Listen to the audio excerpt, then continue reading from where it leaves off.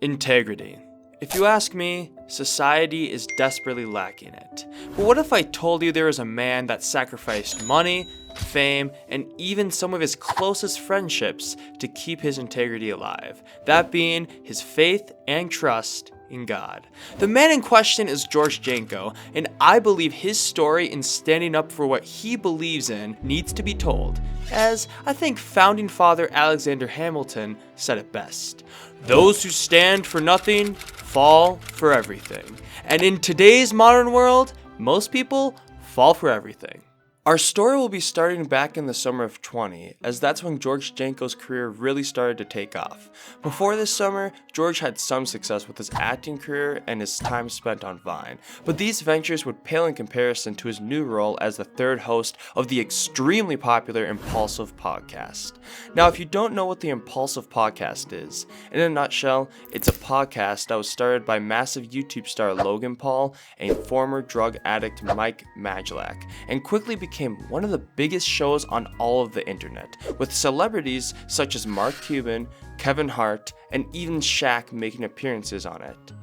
George, before Impulsive, wasn't doing bad for himself in any means, but once he joined, his status, fame, and wealth all quickly increased, putting him in a very well-off position. One thing though, is in his eyes, he would feel mistreated and disrespected by his co-host from time to time. But with the money and newfound stardom, he couldn't possibly complain, right? Right? At first, George could somewhat tolerate the disrespect, but it got to the point where, you know what, I'll just show you. Man, I read the Bible a lot when they talk about David and Goliath. I've never seen a giant, and so like I'm literally just, I'm a little taken. You've been sitting over here for 30 minutes and that's all you can freaking say?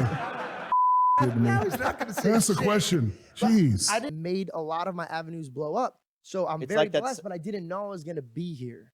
So It's like that's. You know. Yes, he got the fame. Yes, he got the money, but he was constantly mistreated and even had his own religion ridiculed on multiple occasions.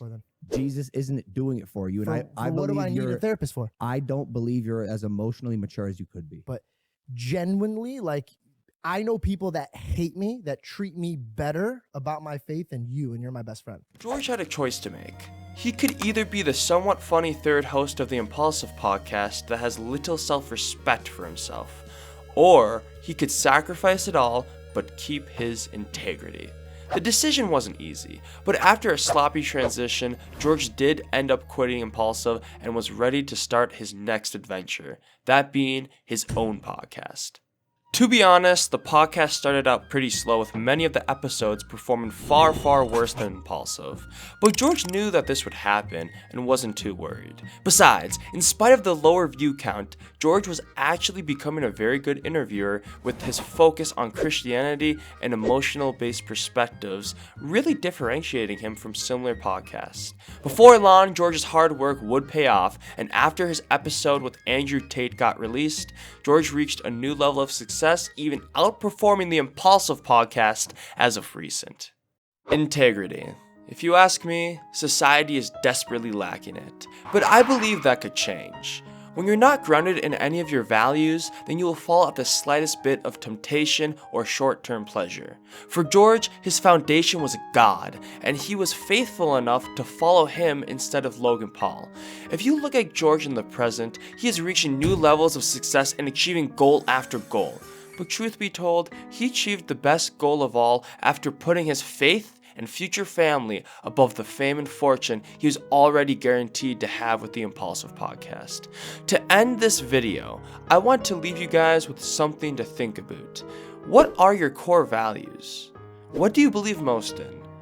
What is your foundation, and whatever they are, would you be willing to protect it with all your strength? If the answer is no, then unfortunately, you may just fall for everything.